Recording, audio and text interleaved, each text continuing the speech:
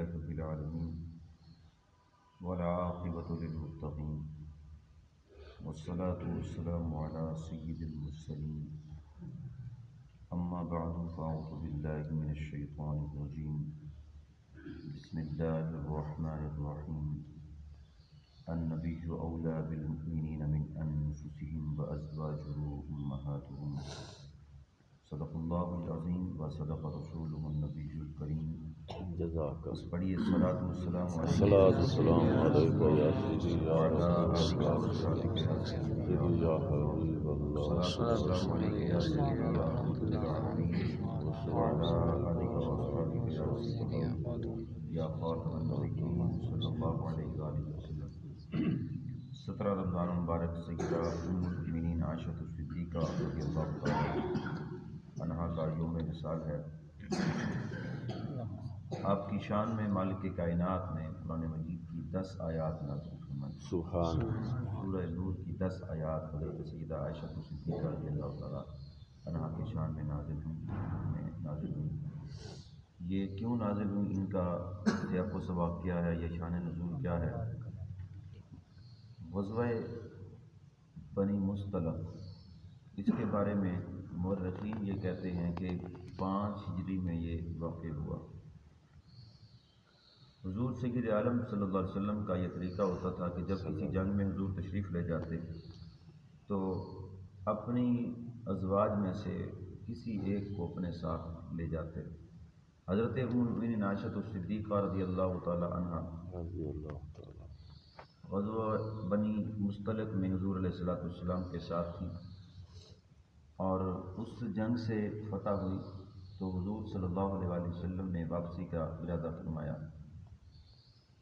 اور مدینے سے کچھ فاصلے پر اس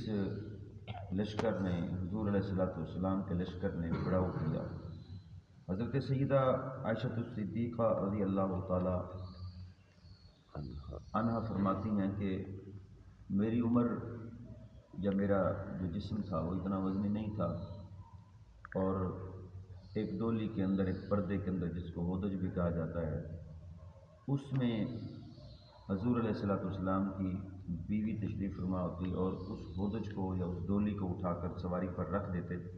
اور پھر اس طرح اس کو سواری کو لے آتے. حضرت عائشہ صدیقہ رضی اللہ تعالیٰ عنہ فرماتی ہیں کہ میں قضائے حاجت کے لیے دور گئی تو قافلے نے تیاری کی ہوئی تھی، تو راستے میں میرا ہار گر گیا. اس ہار کی تلاش کے لیے میں پھر واپس گئی تو مجھے کچھ دیر ہو گئی. ہار تو مل گیا،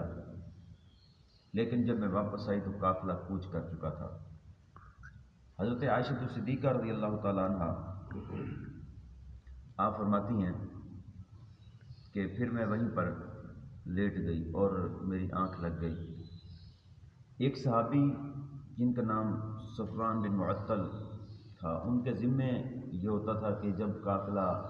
کسی جگہ سے کوچ کر جاتا تو وہاں پر ایک چکر لگاتے تھے، کوئی چیز کسی کی رہ گئی ہو تو وہ اٹھا لیتے. جب یہ صحابی وہاں پر پہنچے تو حضرت عائشہ صدیقہ رضی اللہ تعالیٰ عنہ کو سوئے ہوئے پایا. پردے کے احکام نازل ہو چکے تھے، آپ پردے میں لیٹی ہوئی تھی، تو انہوں نے بلند آواز سے پڑھا انا للہ و انا الیہ راجعون. حضرت عائشہ صدیقہ فرماتے ہیں ان کی آواز سے میری آنکھ کھل گئی. انہوں نے اپنا اونٹ میرے قریب کیا اور پھر میں اس اونٹ پر بیٹھ گئی، اور پھر اس طرح وہ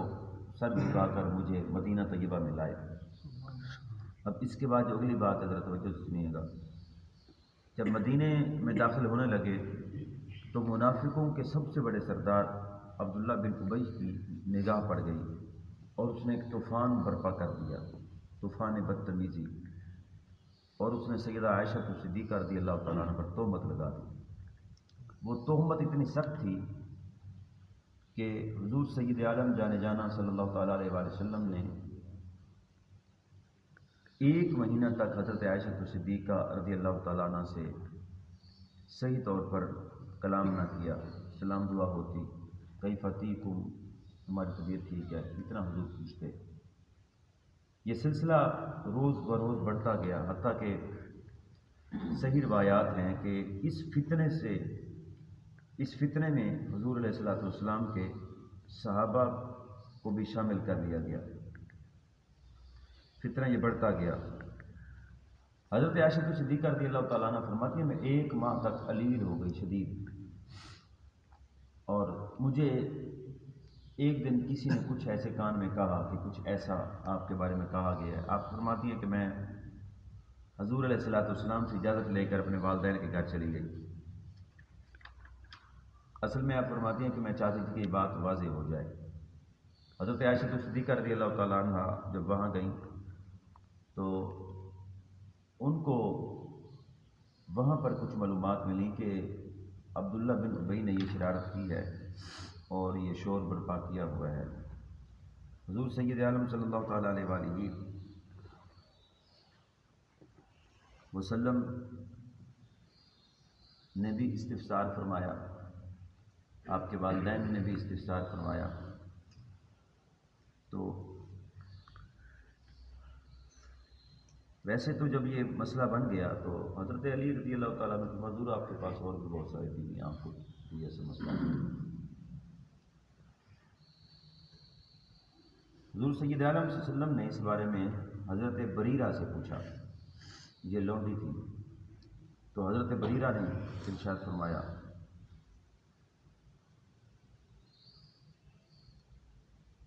مجھے خدا کی عزت کی قسم جس نے رسول صلی اللہ علیہ وسلم کو سچا نبی بنا کر بھیجا ہے، اس کے سوا میں نے عائشہ صدیقہ میں کوئی عیب نہیں دیکھا کہ آٹا گوندا ہوا رکھا ہوتا ہے، ان کی عمر کم ہوتی ہے، یہ سو جاتی ہیں، بکری آ کر آٹا کھا جاتی ہے۔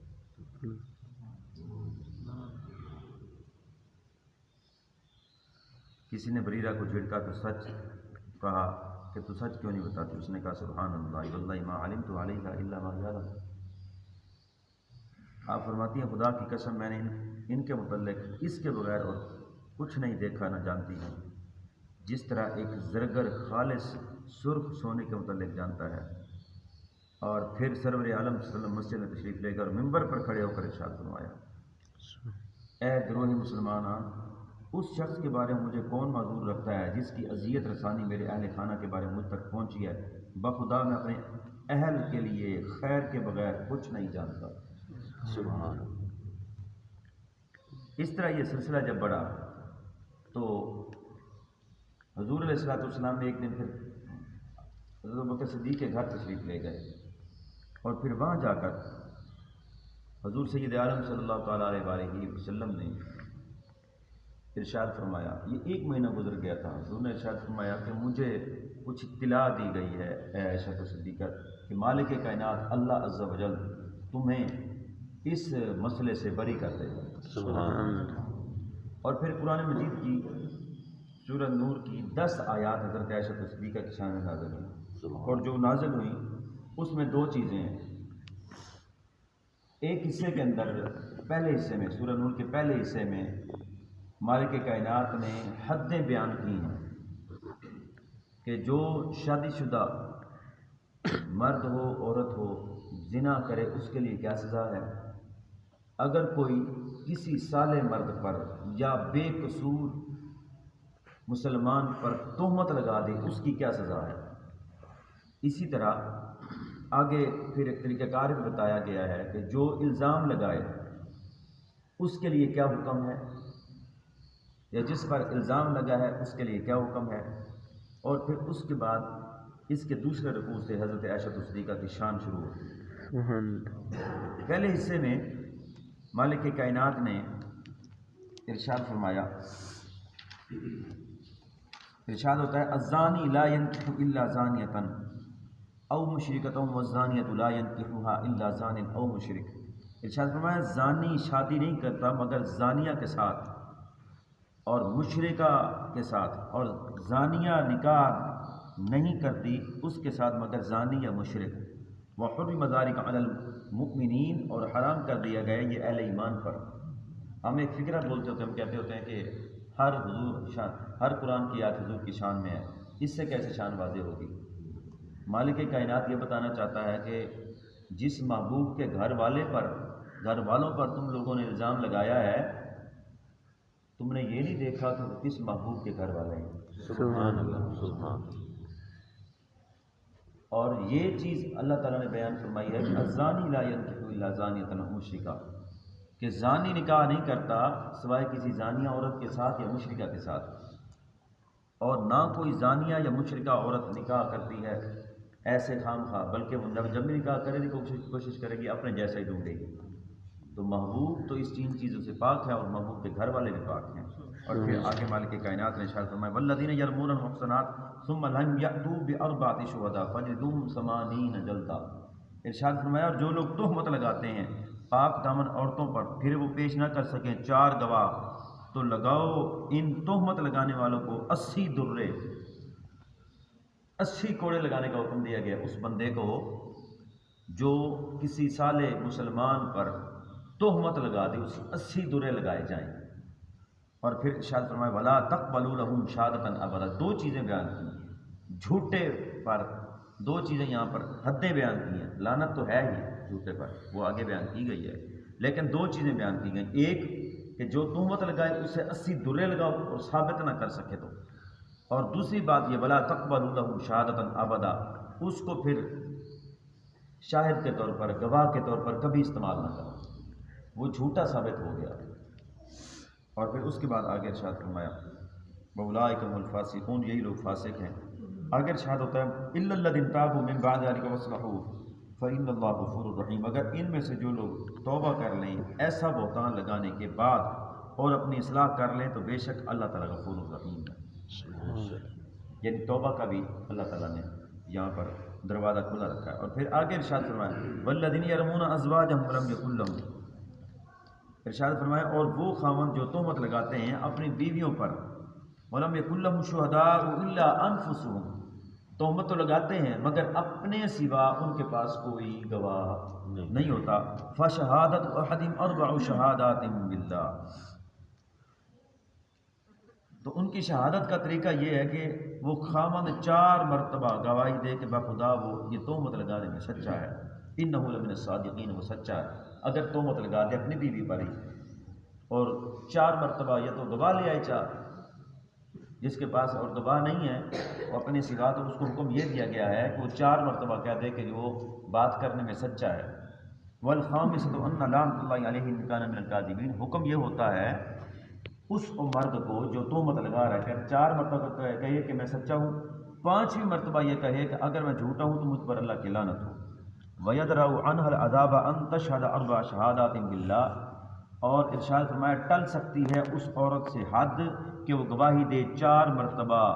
انہ لمن الکاذبین، اللہ کی قسم کھا کر، شہادات باللہ انہ لمن الکاذبین، اللہ کی قسم کھا کر وہ خاوند جھوٹا ہے۔ عورت سے ٹل سکتی ہے سزا تب جب وہ عورت جو ہے اللہ کی قسم کھا کر یہ 4 مرتبہ کہہ دے کہ یہ جھوٹا ہے۔ والخامسۃ ان غضب اللہ علیہ ان کان من الصادقین، اور 5ویں مرتبہ عورت یہ کہے کہ اگر وہ جھوٹی ہے تو اللہ تعالیٰ کا غضب ہو اس پر، ان کان من الصادقین، اگر اس کا خاوند سچا ہے۔ ولولا فضل اللہ علیکم ورحمتہ وان اللہ تواب حکیم، یہاں پر حقوق ختم ہو رہا ہے، پیچھے حدیں بیان کر دی تہمت لگانے والے کی بھی، ایک اس کو 80 کوڑے لگائے جائیں جس نے تہمت لگائی جھوٹی، اور پھر اس کے بعد اس کی گواہی بھی قبول نہ کی جائے، وہ فاسق قرار دے دیا گیا، اور پھر اس کے بعد آگے جو ہے یہ طریقہ کار بیان کیا گیا ہے کہ طریقہ کیا ہے، یا تو 4 گواہ لائے جائیں یا 4 مرتبہ قسم اٹھائی جائے، 5ویں مرتبہ یہ کہے کہ اگر میں جھوٹا ہوں تو اللہ کی لعنت ہو مجھ پر، اور جس پر یہ بات کی گئی ہے وہ عورت ہے، تو عورت جو ہے آگے سے کہے میں 4 مرتبہ میں قسم اٹھاتی ہوں کہ یہ جھوٹا ہے، جھوٹ بول رہا ہے، اور اگر میں جھوٹی ہوں تو مجھ پر اللہ کا غضب ہو۔ یہ طریقہ کار بیان کرنے کے بعد مالک کائنات نے اسی واقعے کی طرف اشارہ کیا جس کو واقعہ عفق کہا گیا کہ ان الذین جاؤوا بالعفک عصبۃ منکم، ارشاد فرمایا کہ بے شک جنہوں نے تہمت لگائی وہ ایک گروہ ہے تم میں سے، لا تحسبوه شرا لکم،